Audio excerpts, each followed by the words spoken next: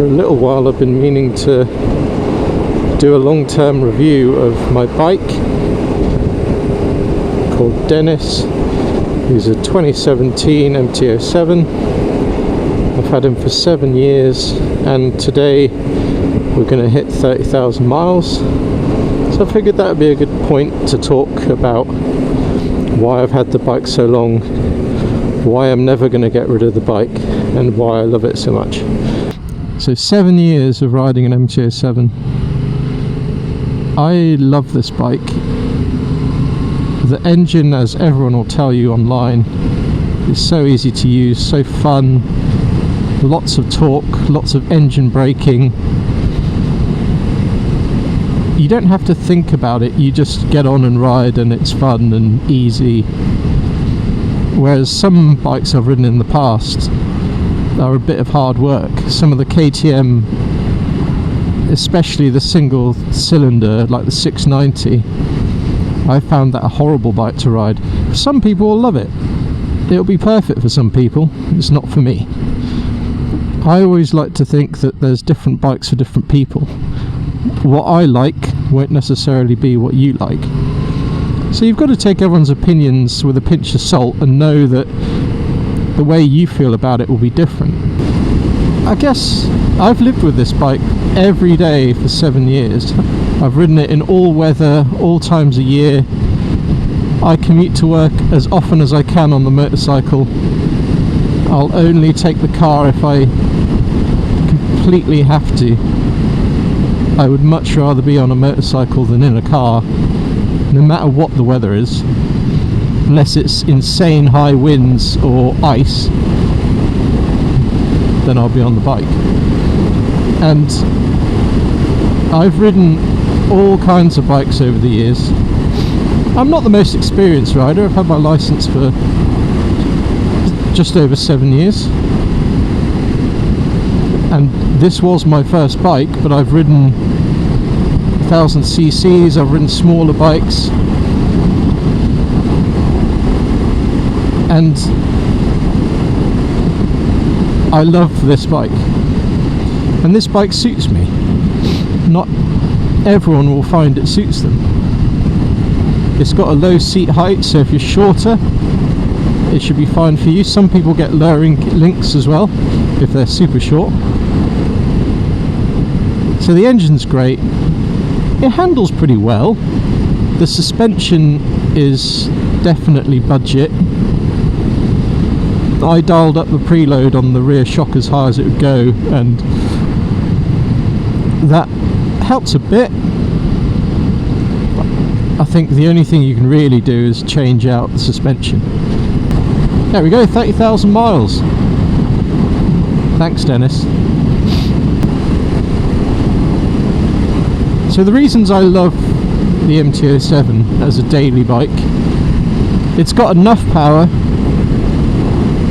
I think it's just the right amount of power for the road. I think you can get away with 47 horsepower from like a Royal Enfield if you're on your A2 license, or de-restricted MT-07, those kind of things, it's fine. But in general, you don't need 1000 cc's, 1200 cc's, 1800 cc's, 200 horsepower. I don't think you can make the most of it on UK roads, and especially with the state of the roads, the amount of potholes, it's just unnecessary. This has a good amount of power where you can feel how fast you're going. You're not going to suddenly be doing 120 and not have noticed, which you can do with some bigger bikes. And the acceleration is plenty quick enough. I think 0 to 60 stats are 3.8 seconds. I mean, I think I beat pretty much every car away from the lights.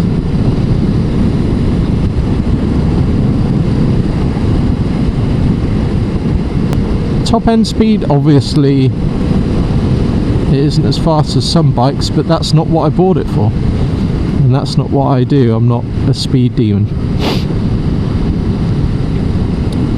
So everyday riding, national speed limits, back roads, commuting to work, it's perfect in my opinion. I think I get about 180 miles to a tank if I push it to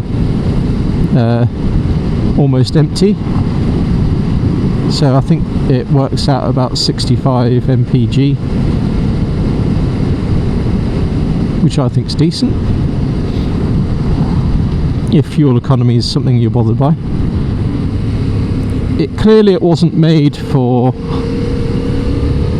long distance runs, but I have done 4 and 5 hour trips on it. I've ridden down to Devon and up to Bedford on this bike, so I've been in the saddle for 4.5 hours, 5 hours, and the seat is only really comfortable to ride in for up to about an hour, and after that point you start shifting around and getting uncomfortable. I bought myself a wild ass seat to slap on top of it, which does help a lot. So if you're going any kind of distance, you're probably going to want a gel seat or something like a wild ass to give you a bit more comfort. Ergonomics wise, I'm 6'2", it fits me perfectly. It's a very comfortable upright riding position, very neutral, so riding it all day isn't a problem, other than your Aschenhaller takes a beating, but then there are ways around that. And then obviously tank range being under 200 miles. I think my trip down to Devon is about 190 miles, so I tend to stop about halfway and fill up anyway, because by then you're definitely in need of a break.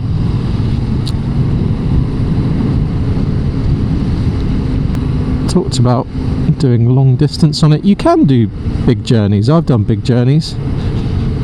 I wouldn't say it's the most comfortable bike to do that kind of thing on, but that's not what it was made for. But if you need to, you can. I've actually also ridden up to Peterborough to Triumph on this bike.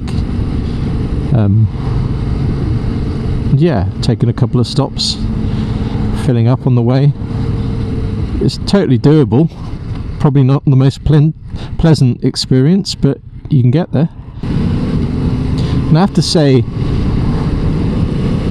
I've used this bike pretty much every day in the 7.5 years, almost 7.5 years I've owned it, and it's never given me any bother whatsoever. Starts on the button, gets me where I need to go.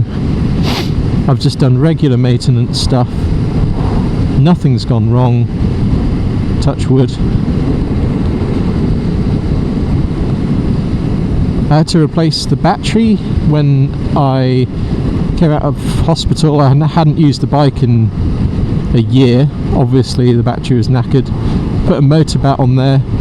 I've had that probably almost 6 years and that's been faultless, so I'd highly recommend getting a motor bat.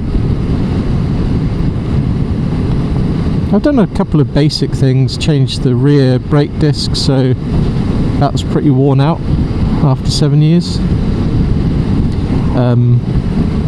New caliper seals, just cleaned up the old pistons, but other than brake pads, oil filters, usual things, chain, sprockets, it's not needed anything. It just works, which I love. I'm not one for finicky vehicles that don't want to start in the morning. So it's been ultra reliable, very fun, and it suits me. And obviously being a naked bike, you do get lots of wind blast, and I would highly recommend putting a screen on the MT-07, because at highway speeds you definitely feel the wind blast, and this little screen has done loads to help with that. It makes a big difference, even though you wouldn't think so just to look at it.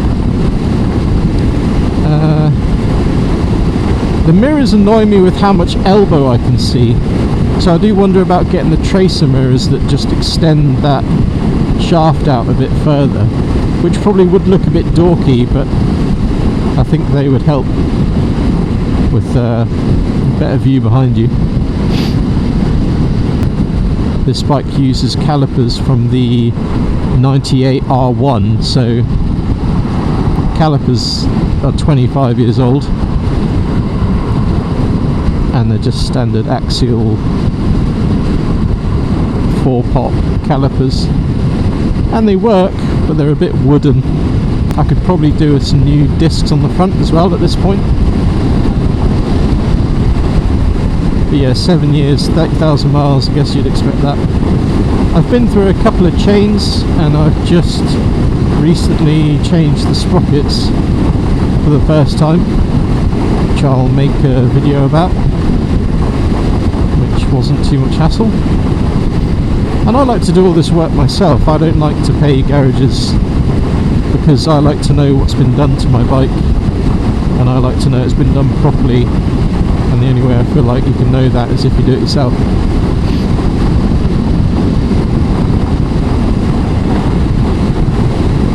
What else?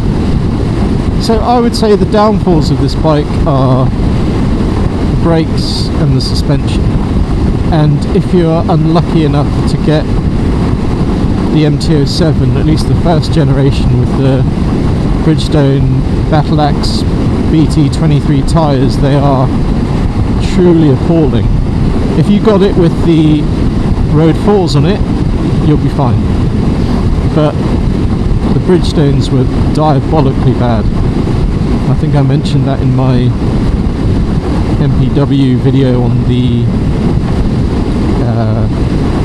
Dunlop Mutant tyres that I fitted. And that's another thing I want to review, is these Road 6 tyres from Michelin that I've got.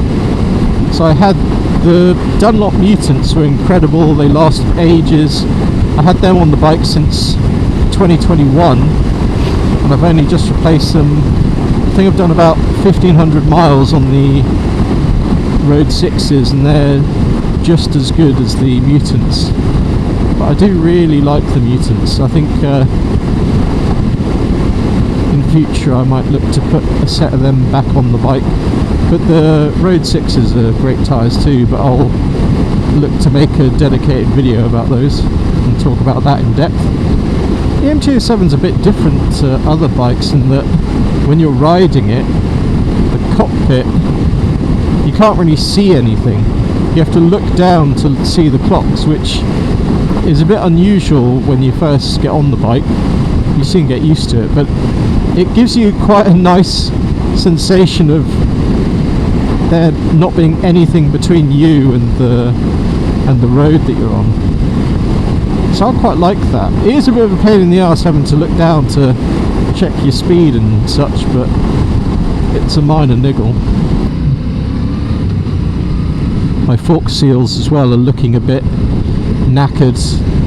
The one on the right hand side is rusty and not looking ideal, so I'd want to be changing those soon. But if I'm gonna put new fork oil and fork seals on, I'd want to install the fork cartridge kit at the same time, just to get that done.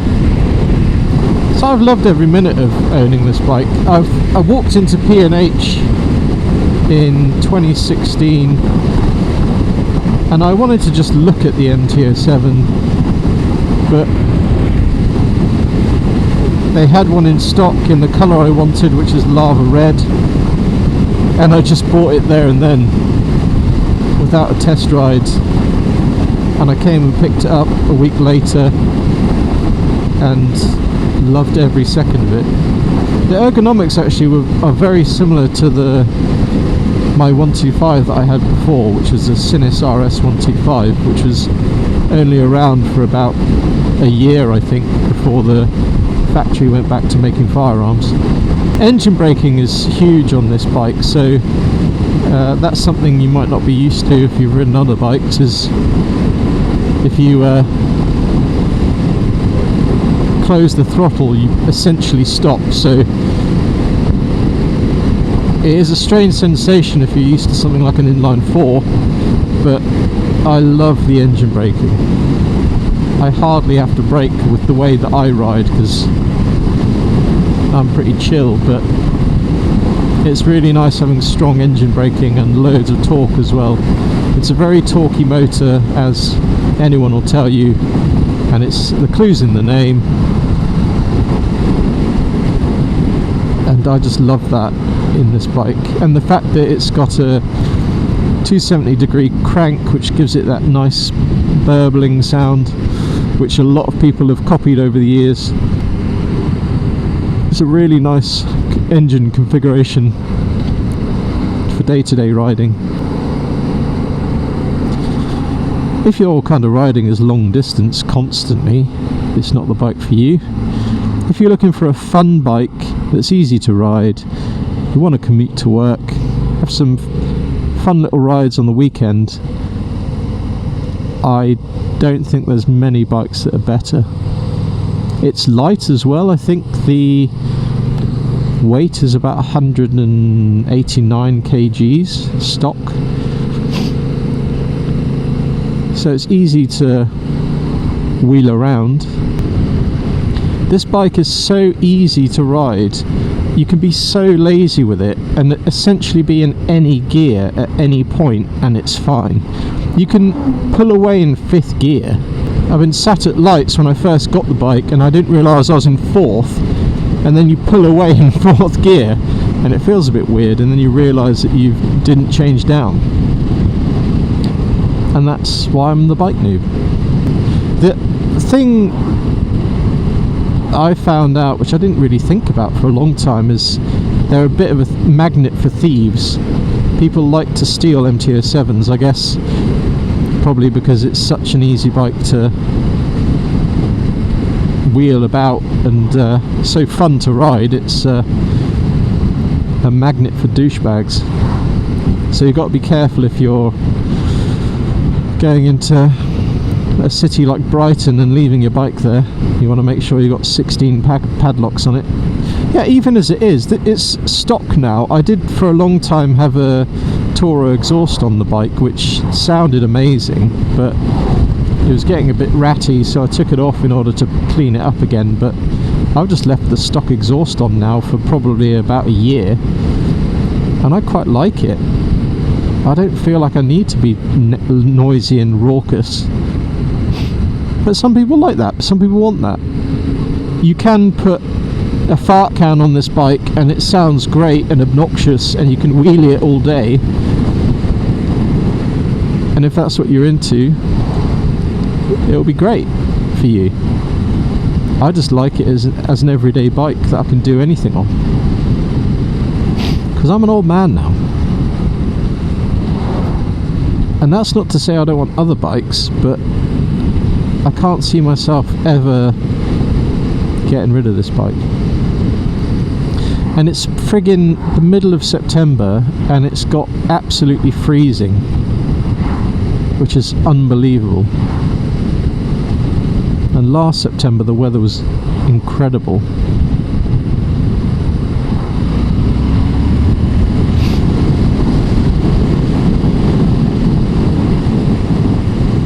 I mean, I could have gone down a gear there to overtake, which might have been an idea, but I didn't need to. What haven't I talked about? The thing is, everyone in the universe has made a review video of the MT-07, so anything I say will have been said 100 times before. But I don't know how many of those people would keep this bike long term. And that's another thing, the fabled Yamaha rust. It does get rusty in places and you do need to get the XCP out. I've used ACF 50 and XCP for years and it really does help, especially on the swing arm. But there are points on the frame that do rust a bit, under the seat, The vents on the side panels like to go rusty, swing arm likes to go rusty, any point that's welded on the frame basically. But gear changes is something to talk about.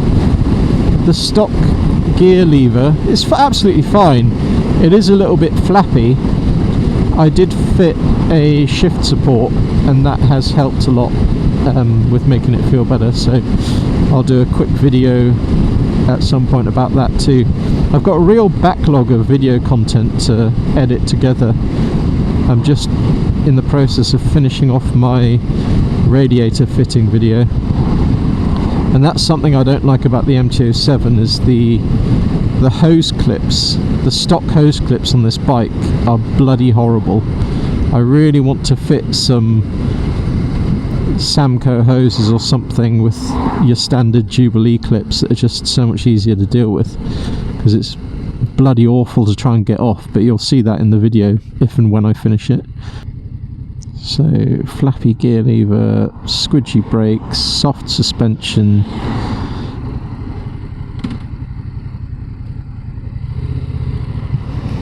I think that's it. I'm really glad I bought this bike. It's been a really good bike for me to ride, and as I say, it's all personal. Might not be the same for you.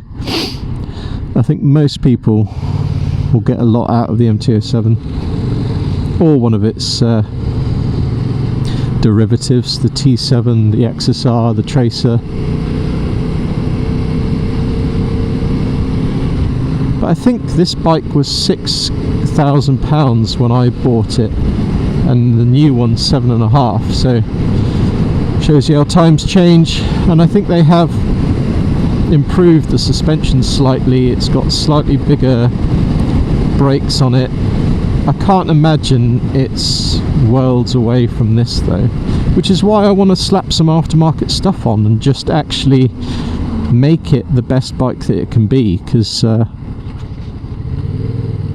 think then it would be an absolute game changer. But there's something about the MT-07 that I love. It feels quirky, which suits me, and by no means is it perfect, but it does a lot of things really well. Obviously it's got a light clutch action. This is the original clutch cable, which I have bought a Venhill cable to replace it with, because I'm sure it's wanting to be replaced at this point. But the bike's really not cost me a lot. Just your basic maintenance stuff, and that's it. The cost of ownership isn't huge. I'm sure insurance, if you're a new rider and depending on where you live, could be exorbitant, but that's the same with any bike. But it is a bit of a target for thieves, so you'd want to be keeping locks about you.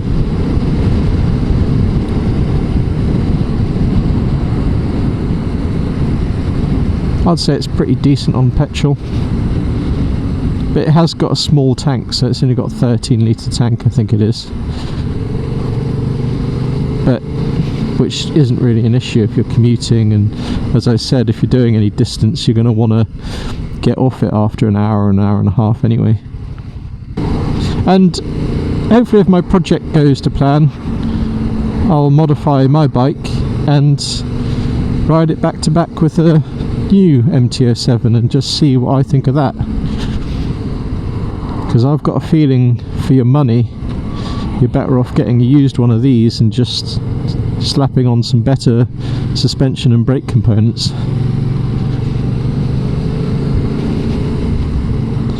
But we'll see. I think that'll probably do it. As always, if you've got any questions, leave them in the comments. If I've done something glaringly stupid, let me know. I love that. I love being told that. And I'll catch you in the next video. Thank you very much.